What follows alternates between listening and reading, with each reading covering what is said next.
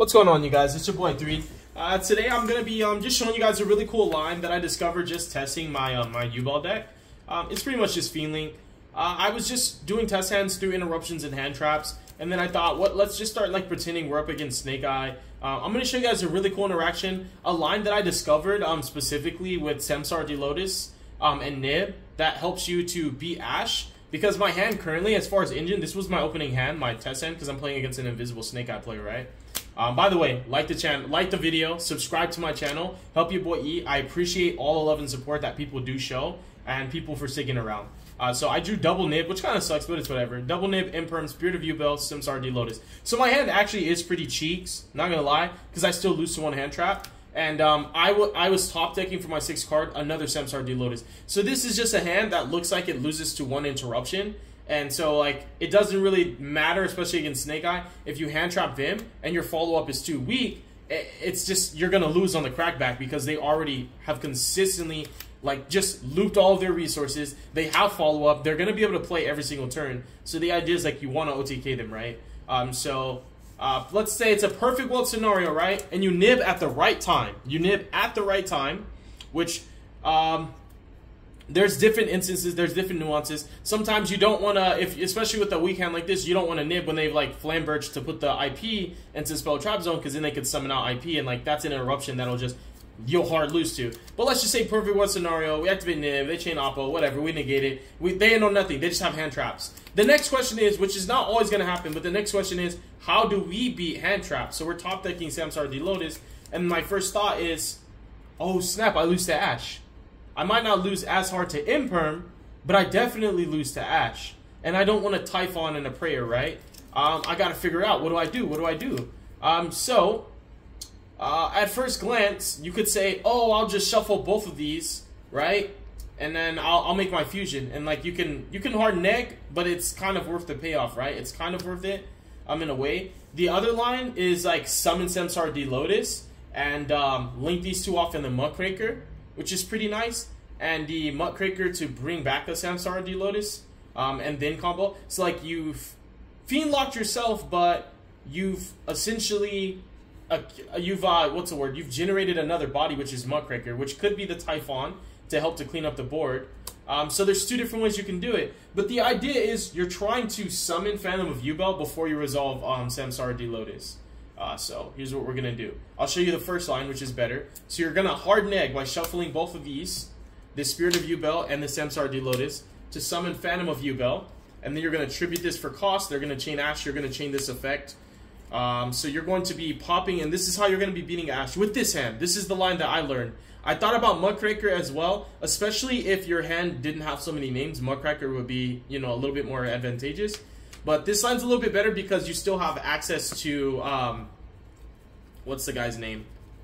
The, what is it? Varudras to force nib. Because this deck has so many different ways where it could force nib early, and you can also just, like, set up the fusion before your opponent. Like, I'm just going to say it like this right now. This deck is really not losing a nib, and it's playing through it, like, 10 times out of 10. Even with awkward hands. So, off of the SAMSARA, D-LOTUS, we're going to, right? We're going to summon Spirit of U-Bell. And then we're going to trigger the Spirit of U-Bell. So we're going to go Chainlink 1, Chainlink 2, Spirit. We're going to, oh, if we could set Nightmare Throne, that'd be insane, right? We're going to set Nightmare Pain. And then we're going to bring out regular U-Bell. So what we can talk about right now is the fact that we have summoned 4 times. And we're still not in the NIBIRU territory. But once you've essentially beat Ash, the next thing you want to worry about is Nib. Because if they had an Imperm, it would have been used. So, the obvious line here is to take this Spirit of U-Bell and this SAMSARA, D-LOTUS, right? And this is what makes this deck crazy. Because summon number 1, right? That's summon number 1. Tribute for cost, summon number 2. The Contact Fusion was summon number 3. So, let's just pause so we can keep track of the game state. So, normal summon, 1. Contact Fuse, 2. Special summon, 3.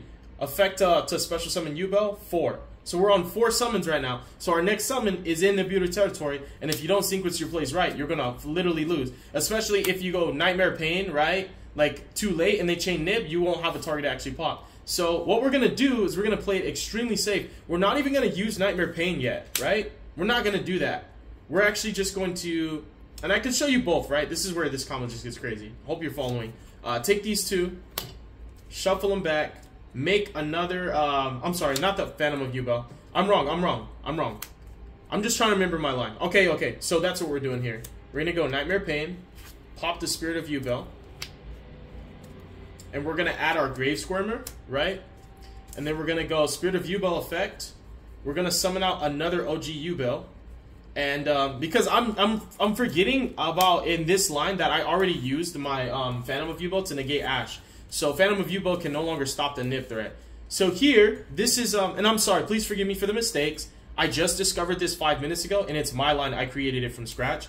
So I'm just trying to work out the little kinks here, couple of nuances. So here is where your opponent has to nib you. This is on 5th summon, and this threatens Varudras, so they have no choice but to nib you. So they're gonna nib you. So this line is actually pretty nice because it beats Ash and Nib with a very, very trash hand. Hand's trash, terrible. We're just gonna summon the Nibiru as the Nibiru token that they gave us. It's absolutely correct to nib there, otherwise they won't be able to use nib. So the next thing that you're going to do is you're going to take both of these OG Yubels, shuffle them, and you're going to summon out Phantom of Yubel. The next thing that you're going to do, and honestly, I'm playing Phantom of Yubel at 3. You can be mad at me later. The next thing that you're going to do is you're going to special summon out, and make sure that the Phantom is in columns 1, 2, or 3. This matters a lot. The next thing that you're going to do, you've been ashed, you beat Ash, and you're playing through Nib. You're going to take the Gruesome Grave Squirmer and the Nib, and you're going to link these off into Cross Sheep. Okay, then you're going to go Grave Squirmer effect, bring back the Spirit effect of Cross Sheep, because the Phantom of Yubel is pointing to it, is going to go ahead and bring back Samsara D-LOTUS. So you've generated this many bodies through Nib, and you've already beat Ash. So the next thing that you want is just to OTK. And whether it's Snake Eye, whether it's any deck that Nib and Imperm can stop, this line is readily available to you. Snake Eye is like a poor example, but it is the deck that you're most likely going to be playing against. And all nuances, excluded influence, you know, we don't know what our opponent's hand is, but we know that this line, with the Nib Imperm, is going to be able to beat Ash and Nib on the crackback, right? So we got Nib. The next thing that we're going to do is we're going to take these two, and is it specifically these two? I'm trying to remember. Okay, it literally doesn't matter. We're going to take these two, and we're going to link off into Lord Yama. Yama effect, add Shavara. And then we're going to take our Yama and D-LOTUS, and we're going to go into Soul of Anguish. Use Soul of Anguish to target their Nibiru, right? Hold on. Let me pause. I messed up a little bit, just a little bit. We take the Cross Sheep plus the what's his name, Yama, to make Anguish. So let me leave that there. So we take Cross Sheep and that plus Anguish to make the, so it's Cross Sheep plus Yama to make Anguish, and then we use the Anguish to link off with the Nibiru token into Access Code Talker. The Access Code Talker obviously is going to gain 3,000, so he's at 53. We can clean up whatever's left of the board. Banish Cross Sheep, right? Banish the Link 3. Pop. You still need to go for game, so the next thing you're going to do is activate Shavara. Targeting the Spirit of Yubel, you're going to pop it. Chain 1, Chain 2, Chain Link 2, Yama. Banish, and you're just going to bring back the Spirit, and then the Spirit is going to trigger. And you can already see where, like, this is game, right? I don't think I have to necessarily play it all out, but this is game. And I can, even though I'm Fiend locked, right? Because I can get rid of my Shavara by linking with it. I can also just pop it off the actual Yama's effect, right? Set the trap. This is already Varudras right here, and access code. So minimalistically, without overextending and being flashy, trying to be a show-off, right? You can make Varudras and access code talker, and that's 8,300 damage already. So this is through Ash and Nib. So I think that this line is pretty crazy. It's nice to know. Of course, we could have summoned another Phantom of Yubel, right? Because we just want to overextend and really, really flex on our opponent. But that's not necessary. You don't do like everything that you can just because you can. Just do what's necessary to close the game out. And this line is pretty nice. I hope that you weren't confused, because again, I really did just literally learn this right now in my own playtesting. This is my combo. I created it from scratch just now. So I was just trying to remember exactly what I did when I was playing against my invisible opponent. So yeah, I think that's a really cool line. It's nice to know. I will be making more in-depth content, I think, on this deck, because this deck has my attention. It's very nice. I am currently playing Labyrinth and Yubel and Mementos and Voice's Voice. These are the decks that I'm interested in currently at this moment. They've been a breath of fresh air in this format, and I've been enjoying them a lot. And the U-Ball deck definitely is very, very fun. It's so up my alley. I like the playstyle. It's mid-range. It can combo if it needs to, but it doesn't need to. And people just still can't beat that trap, bro, honestly. So thank you guys so much for watching. Rewind it, you know, backtrack if you need to, because I did have to go and do takesies, backsies on a couple things. You know, like I linked off with D-LOTUS when I was, linked off with Spirit of Yubo when I was supposed to just link off with the Cross Sheep and the Yama, right? So, like, in that state, just to rewind, so that you guys aren't confused on what's going on. Because, you know, people, I don't know why Yu-Gi-Oh! Players just love, like, commenting just to say, like, hey, you misplayed. But, like, they don't look for the good, right? They just look for the bad. They're just trying to, like, correct somebody because they just want to feel smart. So, at this point, right, when we had the D-LOTUS and the Yubel, and the Yubel fusion, right? So, let me put this girl back.